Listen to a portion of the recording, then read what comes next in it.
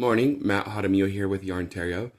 This would be day 12 of the 30-day challenge, and this is what I'm doing. I'm attempting to put granny squares around this vinyl book bag and use the vinyl book bag as a liner. So you can see it's probably like a 13 by 13 inch square around there.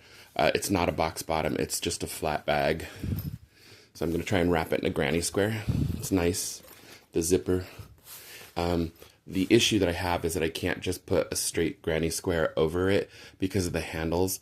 The handles are not sewn to the top, so I can't just lay something over it. The handles actually don't reach all the way to the top, so if I were to place something over it, it would rip.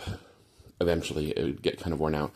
So I have to figure out how to make a gap, crochet around it, crochet actually on the bag. I'm deciding what to do, so I have to deal with that gap. And this is the quote-unquote elegant solution that I've come up with. So you can see here's the bag under here.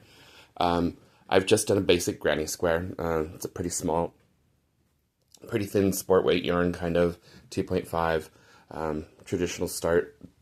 But what I did is I've created this gap here, and it kind of had to guesstimate. So when I was doing it, I kind of had to stop short and kind of measure how much one row is going to be so I could estimate how many rows I would need to fill this gap, and it looks like I only really need one row. So when the time comes, I will sew up the 3 edges, drop the bag into place, pull the handles through, and right here I actually matched the pattern so it'll be seamless, and then I will just mattress or whip stitch this closed and then sew the seam of the top to the actual bag, and I'll have a nice little bag. And just to show you what I have done for the gap, and I did measure it, so it's if you count this row here, this is the row I'm going to be talking about over here. So I did measure it. This is the gap for the handle. I put in some markers. So what I did is when I turned the corner, for me it was put the stitches in, and then I had this gap here, and this gap is 10 clusters of 3 double crochets.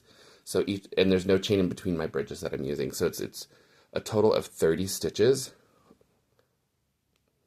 Excuse me.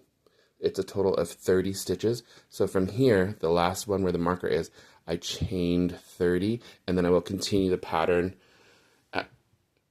around. And when I get back here, I don't think I'm going to be able to film it properly, but I'm going to skip to, in every third chain, I'm going to put 3 double crochets. It will continue the traditional granny square pattern that I've got going on of 3 double crochets. So I'll skip 1, skip 2, 3 double crochet, skip 1, skip 2, 3 double crochet, skip 1, skip 2, 3 double crochet. So every third stitch will be 3 double crochet, and that will line up with my pattern, and then I will continue the pattern and close it off, and then I should have